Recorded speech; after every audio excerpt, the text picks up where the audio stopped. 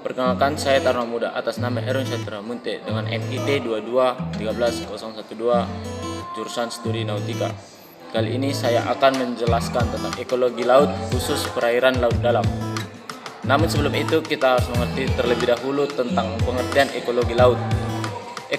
Ekologi laut merupakan suatu kumpulan integral dari berbagai komponen abiotik, baik fisika maupun kimia, dan komponen biotik atau organisme hidup yang berkaitan satu sama lain dan saling berinteraksi membentuk suatu unit fungsional. Komponen-komponen secara fungsional dipisahkan satu sama lain dalam ekologi laut yang terdapat atas 5 ekosistem.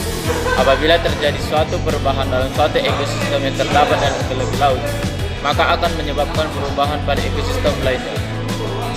Laut dalam. Ekosistem laut adalah ekosistem yang berada di laut yang dalam. Ekosistem ini berbeda dengan ekosistem laut dangkal. Hal ini karena cahaya matahari yang dapat masuk ke dalam sangat sedikit atau tidak ada sama sekali. Makhluk hidup yang hidup di dalam laut rata-rata adalah hewan predator atau hewan pemakan bangkai. Selain itu, jumlah vegetasi di laut dalam nyaris tidak ada. Ekosistem laut sampai saat ini masih menjadi misteri yang belum banyak terpecahkan karena hanya alat yang dapat masuk ke dalam air hingga ribuan meter. Beberapa hewan unik ditemukan pada ekosistem laut dalam. Akan tetapi, akibat kurangnya teknologi serta pengetahuan, maka banyak hewan laut dalam yang belum dapat diidentifikasi. Ekosistem laut dalam dilihat berdasarkan lapisan kedalaman lautnya, yaitu ada 4. Yang pertama mesopelagik, kedua batial, ketiga abisal, dan yang keempat hydropelagik. Yang pertama A. Mesopelagik. Mesopelagik adalah lapisan kedalaman laut pada kedalaman 500 hingga 1000 meter. Pada lapisan ini, jumlah sinar matahari yang masuk sudah berkurang banyak. Lapisan ini sering disebut sebagai twilight.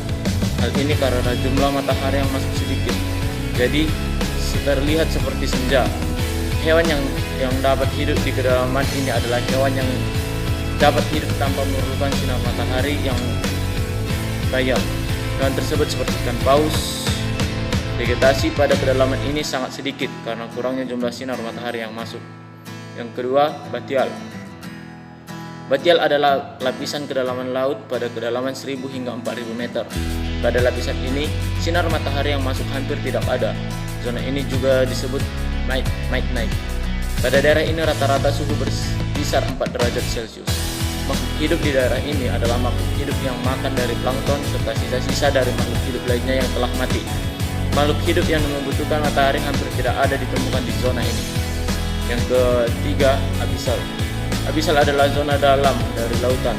Zona ini berada pada kedalaman 4000 sampai 6000 meter. Zona ini juga bisa disebut sebagai lower midnight. Sinar matahari tidak ada yang masuk ke dalam zona ini, sehingga zona ini sangat gelap dan dingin. Suhu pada zona berkisar antara 2 hingga 3 derajat Celcius. Kehidupan pada zona ini hanya diisi oleh hewan-hewan predator.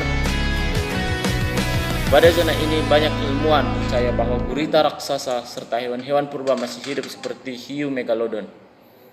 Yang keempat atau yang terakhir adalah hadopelagik. Hadopelagik adalah palung laut. Zona ini berada pada kedalaman lebih dari 6000 meter. Zona ini adalah terdalam dari lautan yang ada di bumi. Masih banyak misteri yang belum dapat dipecahkan oleh banyak ilmuwan mengenai zona ini. Hal ini karena zona ini sangat dalam dan sangat sulit untuk melakukan penelitian. Belum ada teknologi yang mampu menembus lapisan ini, sehingga banyak misteri laut dalam yang masih belum terpecahkan. Sekian presentasi dari saya, sekian dan terima kasih.